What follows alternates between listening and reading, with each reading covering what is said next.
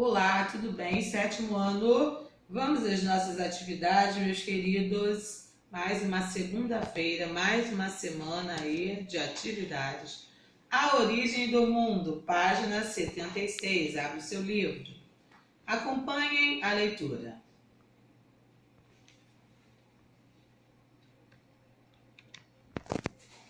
A origem do mundo. Na origem, nada tinha forma no universo. Tudo se confundia, e não era possível distinguir a terra do céu nem do mar. Esse abismo nebuloso se chamava caos. Quanto tempo durou? Até hoje não se sabe. Uma força misteriosa, talvez um deus, resolveu pôr ordem nisso. Começou reunindo material para moldar o disco terrestre, depois o pendurou no vazio, em cima cavou a abóbada celeste, que encheu de áreas de luz. Planícies verdejantes se estenderam então na superfície da terra e montanhas rochosas se ergueram acima dos vales. A água dos mares veio rodear as terras.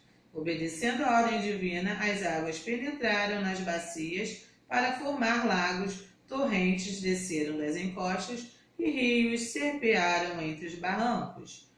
Então, temos aí o próximo parágrafo e terminando esse texto. Era necessário um casal de divindades para gerar novos deuses. Foram Urano, céu, e Gaia, a terra, que puseram no mundo uma porção de seres estranhos. Contos e lendas da mitologia grega. Número 1, na página 77. Esse mito narra a origem do mundo. Quando se passam os acontecimentos narrados? A época não é especificada pelo narrador, mas pode-se dizer que se passou há muito tempo no início de tudo. Número 2. Como era o formato das coisas antes da origem do mundo? Nada possuía forma, era um caos. Número 3. No primeiro parágrafo, podemos identificar dois pronomes indefinidos. Identifique-os, nada e tudo. Podemos afirmar com certeza que foi um Deus que decidiu ordenar o caos? Justifique sua resposta. Não. O narrador não sabe ao certo se foi um deus, uma força misteriosa, talvez um deus. Tem uma dúvida aí, né, meus amores? 5. Para os gregos, como seria o formato da Terra? A Terra teria a forma de um disco. 6. Apesar de ser apenas observador, o narrador desse mito coloca-se entre os seres humanos. Transcreva do texto a frase em que isso fica claro. Entre aspas, transcrevendo do texto, assim foram criadas as partes essenciais do nosso mundo.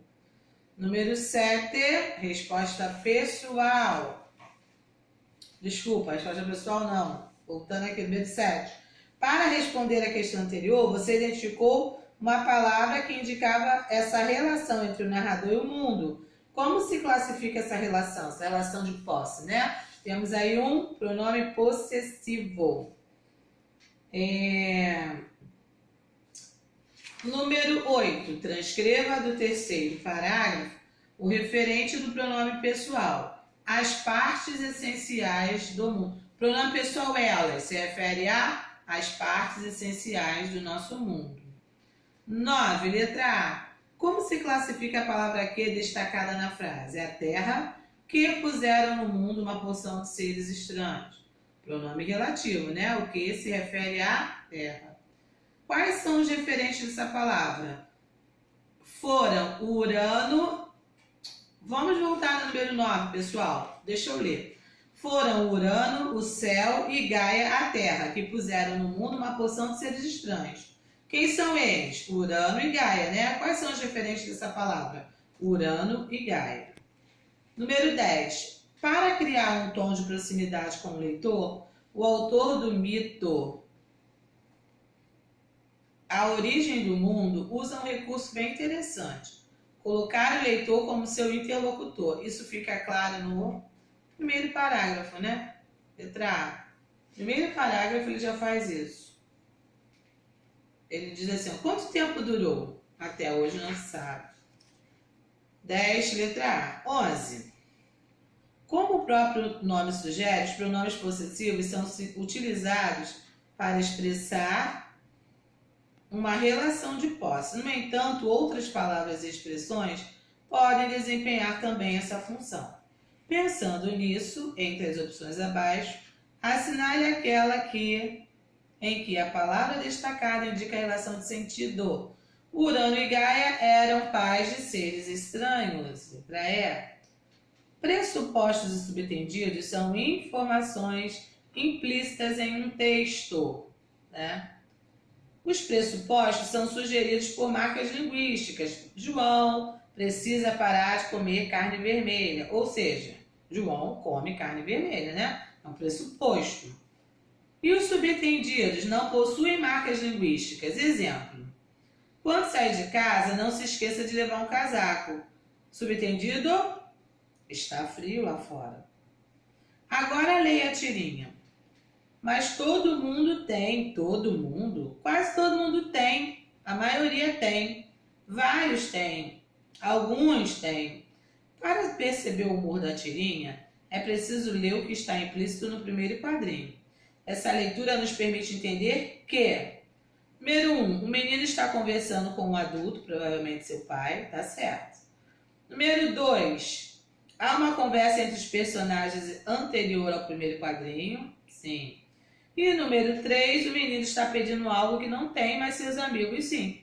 Então você vai marcar 1, 2 e 3. Número 13, o outro recurso utilizado na tira para despertar o humor foi o uso dos pronomes indefinidos, né?